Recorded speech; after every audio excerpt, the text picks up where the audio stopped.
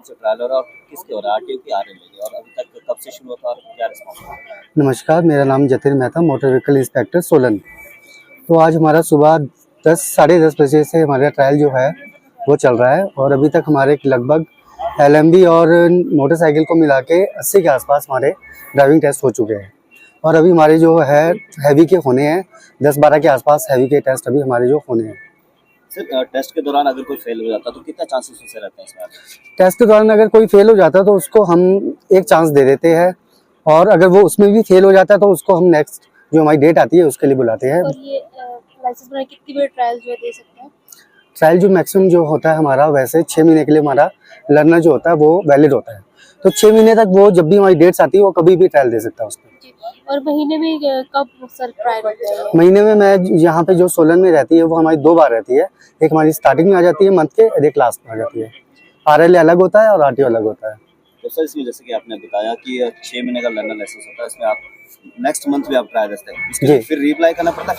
हाँ, जो फेल हो चुके हैं उनको फिर री टेस्ट की फीस जमा करवानी पड़ती है 300 के आसपास सिंगल की। अगर वो दोनों में फेल है तो 600 की। जी। तो सर कई बार केस भी पकड़ने को मिलता है जिसमें फोटो किसी और की होती है और ट्रायल देना कोई और आता है, ऐसा नहीं, कोई केस आया है? अगर कोई, हाँ, कई बार ऐसे केस आ जाते हैं तो उनको हम या तो वार्निंग दे देते हैं, फर्स्ट वार्निंग कि ऐसा ना करें, जिसका ट्रायल है वही अपना ट्रायल दे।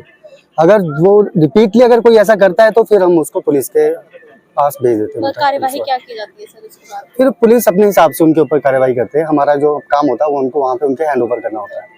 इसमें एज लिमिट भी रहती है सर कि हाइट को? एक्चुअली जो हमारा मोटर व्हीकल एक्ट है उसमें एज की कोई लिमिट नहीं है, लेकिन जो आफ्टर 40 है उसमें मेडिकल लगाना जरूरी होता है कैंडिडेट के लिए।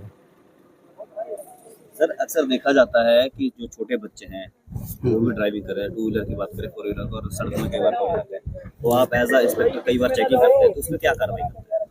उसमें तो देखो, जो पहली बात तो ये है कि जो विदाउट लाइसेंस अगर कोई ड्राइव कर रहा है तो वो ऑफेंस है, ठीक है, उसका चालान तो होना ही होना है। लेकिन अगर कोई माइनर है, अगर उस केस में वो गाड़ी चला रहा है तो उसकी लायबिलिटी उनके पेरेंट्स के ऊपर बनती है, तो कार्रवाई जो होगी वो पेरेंट्स के ऊपर होगी। तो इसलिए मेरा सबसे ये आग्रह रहता है कि काइंडली जो उनकी जब एज पूरी हो जाती है 18 साल जो हमारी फिक्स की गई है, उसके बाद अपना लाइसेंस बनाएं, उसके बाद आप गाड़ी को चलाएं। तो सर अपना जो लर्नर लाइसेंस है उसका तो एरिया भी रहता है, जैसे कि कई बार देखने को मिलता है कि लर्नर लाइसेंस वाले चंडीगढ़ पहुंच जाते हैं, दूसरे डिस्ट्रिक्ट पहुंच जाते हैं। नहीं, इसका कोई क्राइटेरिया नहीं है। लेकिन हाँ, जिसके पास लर्नर लाइसेंस है उसके साथ एक रेगुलर लाइसेंस वाला साथ में बैठा होना चाहिए, वो जरूरी है।